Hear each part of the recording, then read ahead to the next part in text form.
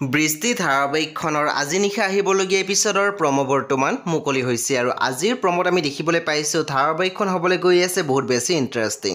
বলকচোন চাওঁ আজিৰ প্ৰম'ত কি দেখিবলৈ পাইছোঁ। আজিৰ প্ৰম'ৰ প্ৰথম ভাগত আমি দেখিবলৈ পাইছোঁ লুনাই বিৰিনাক কৈ আছিল, তই যিটো সিদ্ধান্ত লৈছ একেবাৰে ভাল সিদ্ধান্ত লৈছ, নালাগে তই ইয়াত থাকিব, যা গৈ। তাৰপিছত আমি প্ৰম'ত দেখিবলৈ পাইছোঁ ঝৰ্ণাই মাকক কৈ আছিল, মই এতিয়াই গতিয়াই ওলাই আছোঁ তাক। তেতিয়া আমি দেখিবলৈ পাইছোঁ মাকে ঝৰ্ণাৰ হাতত ধৰি কৈছে ঝৰ্ণা। পুনৰ আমি দেখিবলৈ পাইছোঁ ঝৰ্ণাই মাত দিছিল, হাত এৰা মোৰ।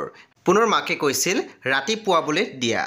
তাৰপিছত আমি প্ৰম'ত দেখিবলৈ পাইছোঁ বাবাই কৈ আছিল, এবাৰ তহঁতৰ লগত ভাল হৈ লওঁ, তাৰপিছত মই কেনেকৈ বিৰিনাৰ অধিকাৰ তাইক ঘূৰাই দিওঁ তহঁতে চাই থাক।